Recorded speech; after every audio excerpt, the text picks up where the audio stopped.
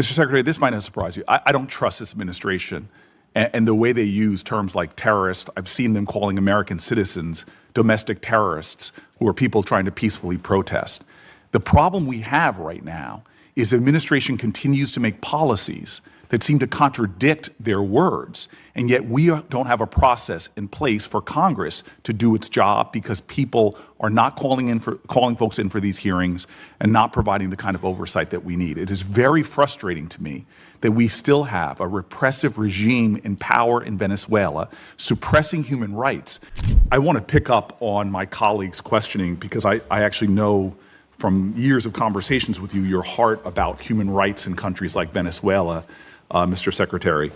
And you issued a travel warning, a level 4 travel advisory from your department's website that says right now in Venezuela there's a high risk of wrongful detention, torture, terrorism, kidnapping, arbitrary enforcement of laws, crime, and more. And when we hear from the president that he is in charge, that you all are running this government to that extent, I have a lot of concerns when it comes to the rampant human rights violations that are persisting. Cabello is Maduro's key hardline enforcer.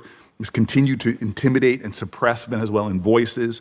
He remains in control of Venezuela's security services, the colectivos. We're seeing extraordinary examples that the constant oppression of the people is continuing as these folks are remaining in control of the country.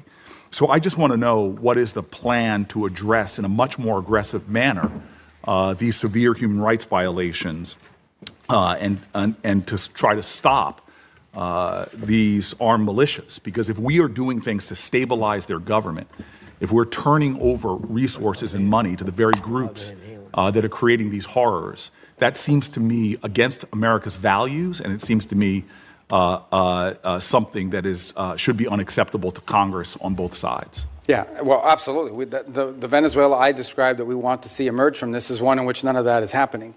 If you think about travel advisories are us imagining worst-case scenarios. We have a duty to warn American citizens when they travel to a place that does have a history of Americans being arrested, of Americans being taken. And they may be taken by a deliberate action of a government or entity related to the regime. They may be taken by criminal gangs that control parts of that society. For example, you have these colectivos, as they're called, which basically are these armed motorcycle gangs that are allowed to act with impunity in return for their support for the Maduro regime in the past.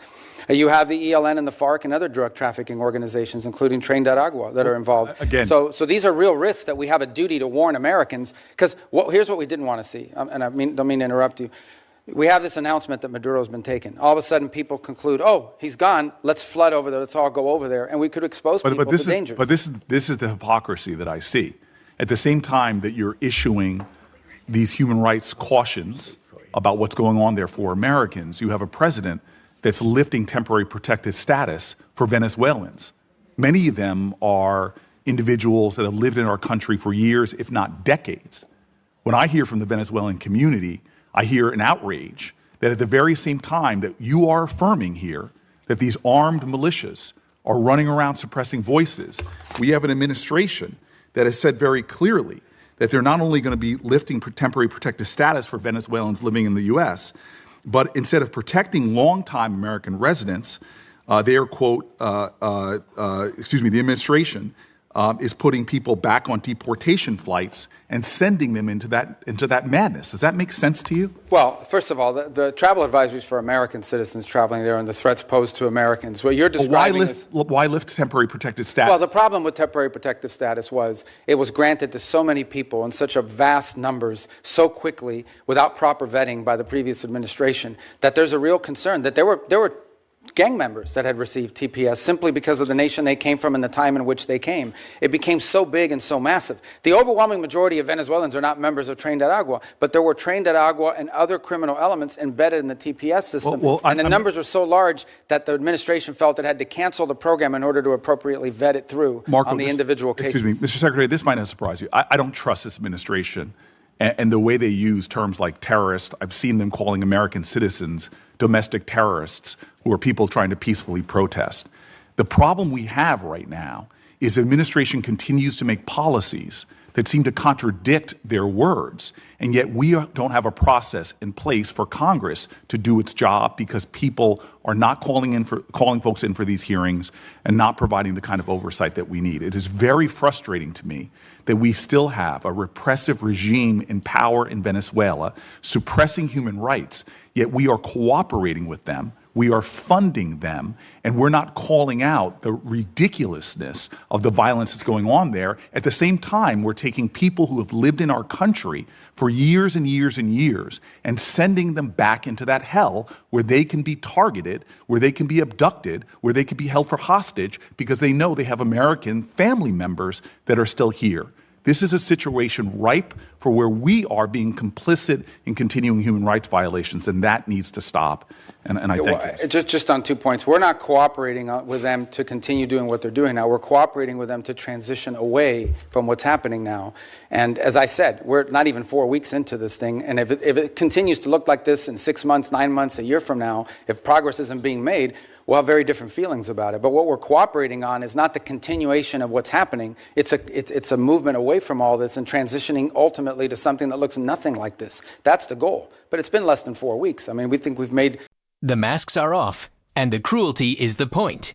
We just witnessed a masterclass in right-wing doublespeak that should make every working person's blood boil. On one hand, the establishment admits that Venezuela is a landscape of torture, kidnapping, and state-sponsored terror. On the other, they are actively pulling the rug out from under families who have lived here for decades, prepared to ship them back into the very furnace they just described. This isn't just a policy disagreement, it's a moral bankruptcy fueled by the Maga movements. Obsession with optics over human lives. They scream about American values while coordinating deportation flights that deliver fathers, mothers, and neighbors directly into the hands of armed militias. They claim to stand for liberty, but their actions prove they only care about liberty for the billionaire class and the corporate donors. The excuse for this purge: vetting. It's the same tired, xenophobic dog whistle the right has used for generations to justify the displacement of the working class. By painting thousands of honest, hardworking people with the broad brush of criminal elements, they justify a massive humanitarian catastrophe. They aren't vetting for safety. They are vetting for political points, sacrificing the common good to appease an extremist base. While the elite in Washington sit in high-back chairs discussing transition phases, real people are facing abduction and death.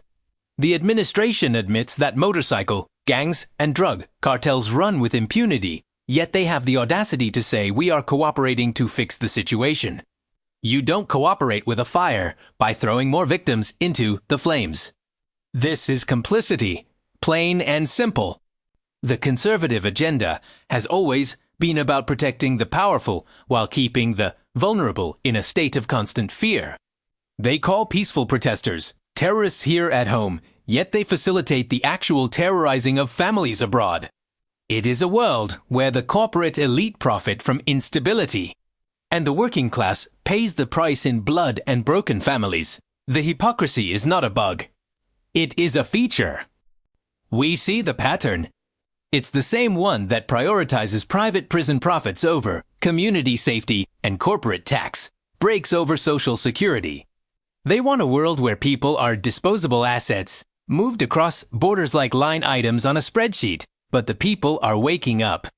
We see the contradiction between their words of freedom and their actions of force. We see who they really serve. And it isn't us. Join the grassroots resistance. This is a call to the digital militia of the common good. Share this truth. Expose the Maga deportation machine and stand with our neighbors against the corporate elite. We must demand a government that protects people, not one that plays politics with human lives. The fight for the soul of our nation happens in the streets and in the comments.